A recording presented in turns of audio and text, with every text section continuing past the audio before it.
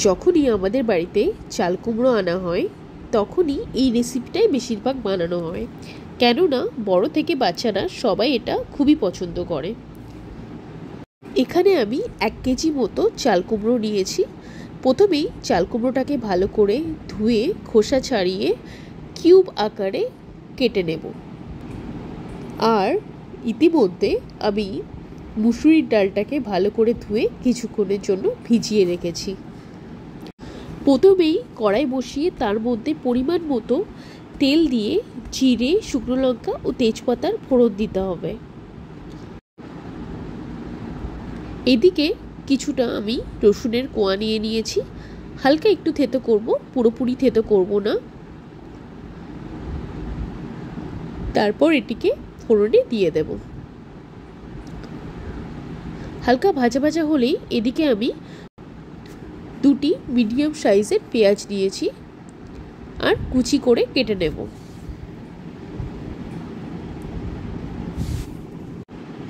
পেঁয়াজ কুচি দিয়ে একটু লাল লাল করে ভেজে নিতে হবে। তারপর এতে টুকরো করে রাখা চাল কুমড়োগুলো দিয়ে দেব।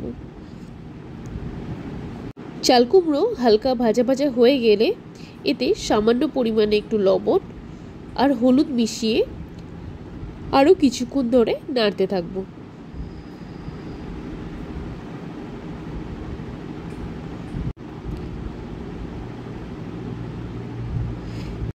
চাল কুমড়ো থেকেই জল বেরিয়ে গেলে এতে আমরা ভিজিয়ে রাখা মুসুরির ডালটা দিয়ে দেব আর ভালো করে কষিয়ে নিতে হবে।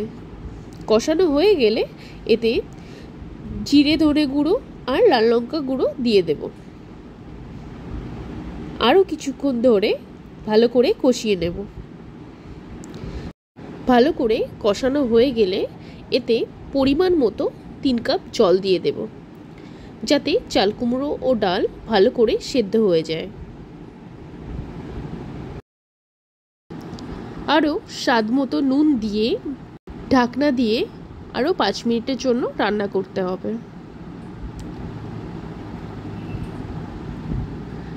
ডাল ও কুমড়ো সেদ্ধ হয়ে গেলে এতে আপনারা চাইলে টমেটো কুচি অ্যাড করতে পারেন। আরও কিছুক্ষণ রান্না করতে হবে। সব কিছু ভালো মতো মিশে গেলে, ঘন হয়ে এলে এতে ধনেপাতা কুচি মিশিয়ে নামিয়ে নিতে হবে।